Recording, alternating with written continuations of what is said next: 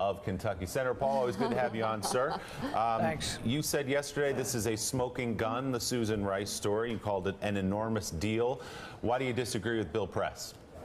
Well, for years, both progressives and libertarians have been complaining about these backdoor searches. It's not that we're searching maybe one foreign leader and who they talk to. We search everything in the whole world. There were reports a couple of years ago that all of Italy's phone calls were absorbed in a 1-month period of time. We were getting Merkel's phone calls. We're getting everybody's phone calls. But by rebound, we are collecting millions of Americans' phone calls. If you want to look at an American's phone call or listen to it, you should have to have a warrant, the old-fashioned way, in a real court where both sides get represented. But a secret warrant by a secret court with a lower standard level because we're afraid of terrorism is one thing for foreigners, but both myself and a progressive, Ron Wyden, have been warning about these backdoor searches for years and that they could be politicized. The facts will come out with Susan Rice, but I think she ought to be under subpoena and she should be asked, did you talk to the president about it? Did President Obama know about this? So this is actually eerily similar to what Trump accused them of, which is eavesdropping on conversations for political reasons. Oh, they're totally different, I'd have to say. Now. They're totally different. The idea that the President of the United States, and that's what Donald Trump's accusation is, the President of the United States ordered wiretap of Donald Trump's Trump Tower just did not happen. Did not happen, That's Senator. very different. But the idea, the problem with Trump's tweet was that it was false.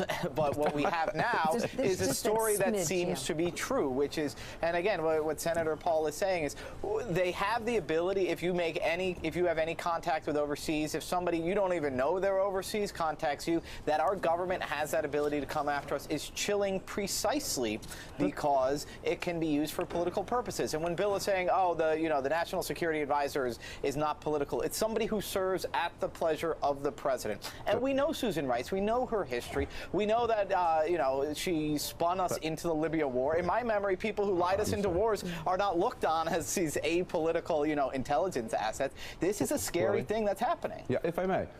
Listen.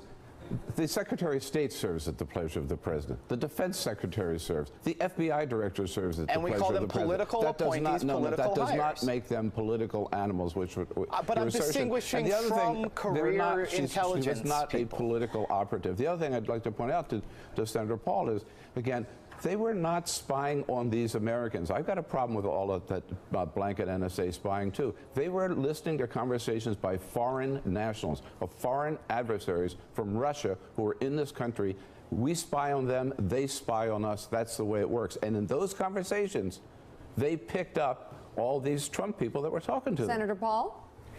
The objections that civil libertarians have had to this program is that you've lowered the standard. We'll spy on foreigners at a drop of the hat. We have no standard of the Fourth Amendment at all. And some of that I can agree to. But by rebound, we're collecting millions of conversations of Americans. Those should be protected by the Fourth Amendment.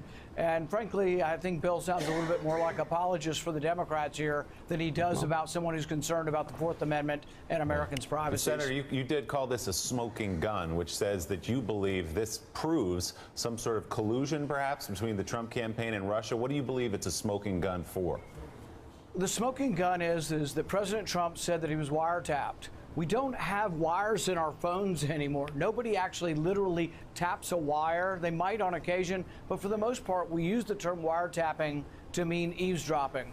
So now we know that someone in the Obama administration was eavesdropping and specifically searching a data bank looking for the Trump people. That's a big deal. Senator, there's a difference, between incidental surveillance, which is what this was, and ordering wiretapping on an office. I think it's a mistake. To assert that this proves what Donald Trump said is true, I think it's a mistake. Irresponsible. I think it's a mistake to downgrade this and say, oh, it was just incidental, it's no big deal. It is a huge deal that we are collecting millions of Americans' phone calls and that someone can go to a keyboard and put your name in and search it without a warrant. This is an illegal, warrantless search. This is the kind of stuff that is rife for abuse from either party. And Joe had it exactly right when he said, if Dick Cheney did this to the Obama administration, Bill and every other leftist in the country would be on the other side of this issue. It's not Senator, a partisan issue.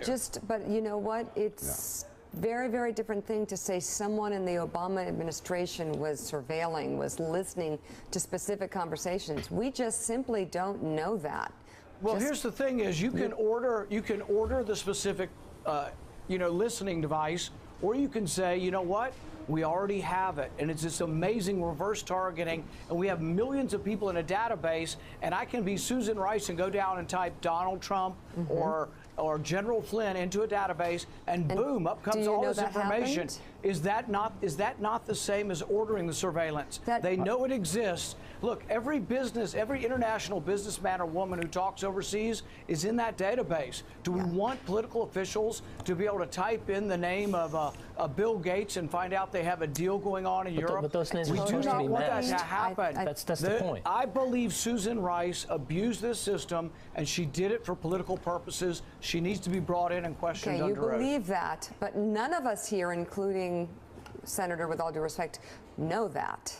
So bring let's her just in, be ask very her careful ask here. her under oath. And I'm Ask not her- defending Susan Rice. I'm Ask not her at whether all.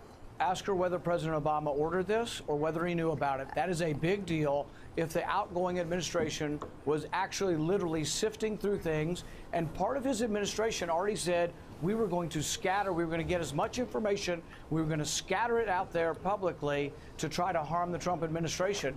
This was a witch hunt that began with the Obama administration, sour grapes on the way out the door. They were going to use the intelligence apparatus to attack Trump, and I think they did.